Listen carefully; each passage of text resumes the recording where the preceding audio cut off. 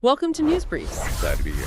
Today, we're really trying to cut through the noise, get you the key updates shaping things right now. Exactly. Just the vital info you need, nice and quick. Okay, let's jump right in. Global tensions, specifically Iran and Israel, things seem to be escalating. They really are. We saw that Iranian missile impact near Soroka Hospital in Israel. Right. Thankfully, reports said mostly material damage because of evacuations. Yeah, that seems to be the case. But the response from Israel was very significant. What happened there? Well, reports indicate they struck Iran's Arak heavy water reactor.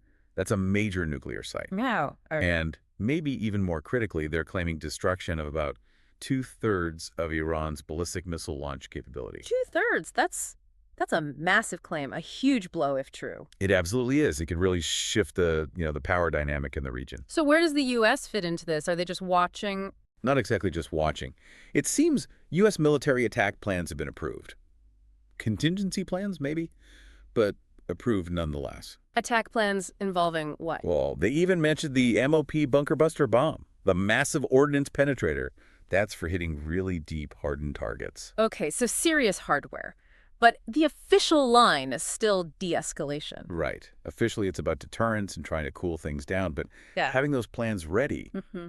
it shows how serious they view the potential for further conflict. And Russia's view, they must be concerned. Definitely concerned. They have workers at the Bushehr nuclear plant in Iran, so their safety is, a big worry for Moscow as things heat up.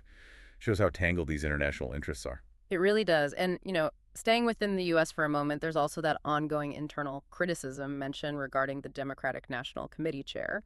Just another layer of pressure. Right. Domestic politics always plays a role.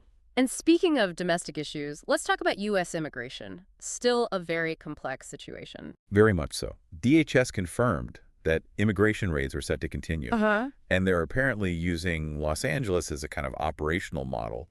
There's an increased military presence there, National Guard, even Marines involved. Increased military presence. That sounds intense. You can feel the tension. Absolutely. And it's spilled over publicly, right? Senator Alex Padilla was removed from a press conference just for trying to get more details. Yeah, I saw that. Highlights the lack of transparency, maybe? It certainly raises questions, but what's also happening in LA, which is quite powerful, is the response from religious leaders. Oh, interesting. What are they doing? They're really mobilizing, offering support, sanctuary, driven by humanitarian concerns, basically. Yeah. Organizing, demonstrating. It's a strong community counter-response.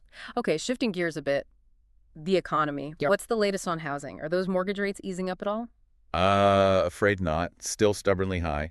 The average 30-year fixed rate is hovering around 6.94%. Oof, just under 7%. That really impacts affordability, doesn't it? Right. Massively. It basically sidelines a lot of potential first-time buyers and just generally slows down the housing market. People aren't moving if they have a lower rate locked in.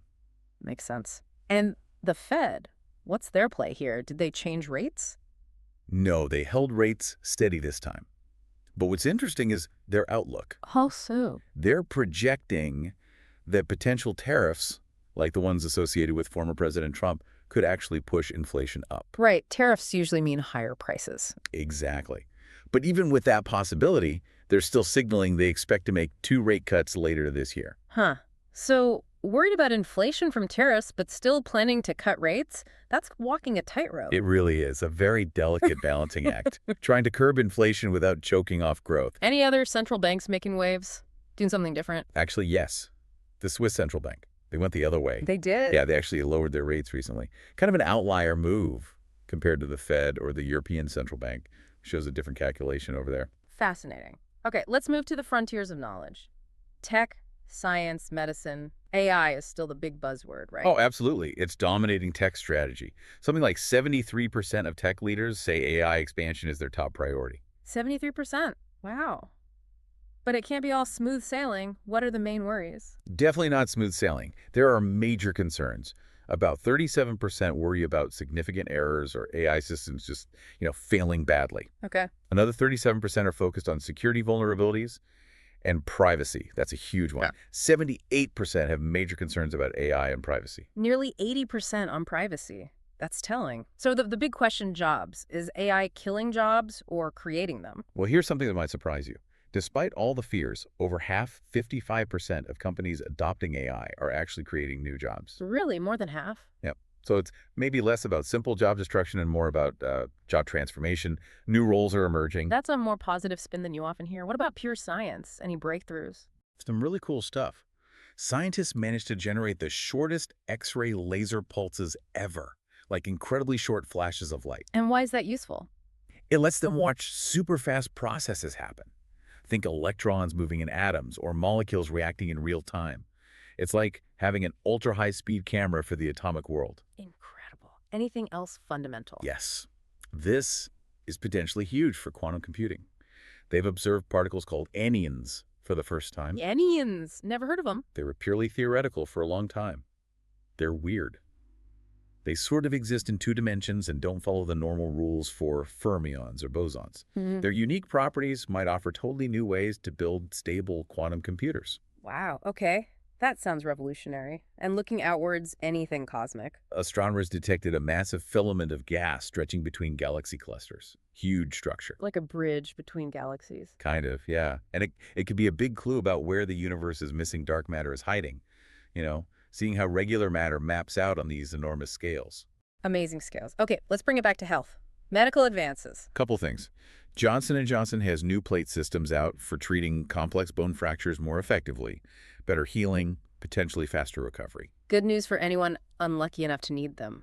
Anything else? Yes, a company called Griff's has had success with a drug, BT524.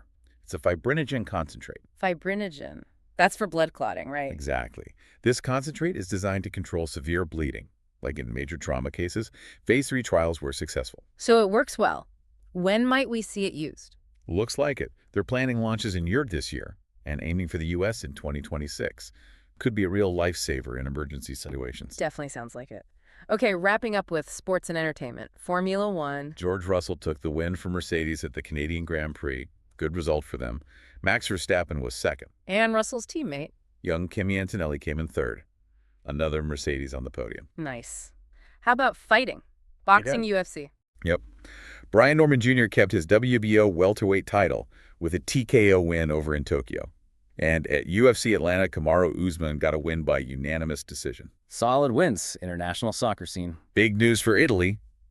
Gennaro Gattuso is their new national team coach. Oh, interesting choice. And for fans here, the FIFA Club World Cup is bringing a game to Atlanta's Mercedes-Benz Stadium, Inter Miami versus FC Porto. Messi versus Porto in Atlanta. That'll draw a crowd. Finally, NBA Finals. How's that series looking? It's tight. The Oklahoma City Thunder won Game 5 against the Indiana Pacers, 120-109. So OKC is leading now. Yeah, they're up 3-2 in the series. Jalen Williams had a massive game for OKC, 40 points. Shai Gilgeous-Alexander added 31. Wow, big performances. Who led the Pacers? Pascal Siakam had 28 points for Indiana. But yeah, OKC takes the lead. Game 6 is back in Indiana, so still all to play for. Gonna be intense. All right, quick look at movies coming out in June. Sure, 28 years later is out the zombie sequel. Cillian Murphy's back. Oh yeah, heard about that one. Pixar has a new animated one called Elio. And looking ahead a bit, there's that F1 movie with Brad Pitt coming. And also M3 and 2.0, the horror sequel. Lots to watch. Well, we've covered a lot of ground, again, from those really serious global tensions and economic shifts all the way to, fundamental particles and big sports moments. It really shows how interconnected everything is, doesn't it? These tech advances, the geopolitics, the science, they're all threads constantly weaving together and reshaping the world around us. It makes you think about what comes next. Absolutely. It's crucial to see those connections. Thanks for joining us today, and we really hope you keep digging deeper and asking questions. That's how we all figure things out.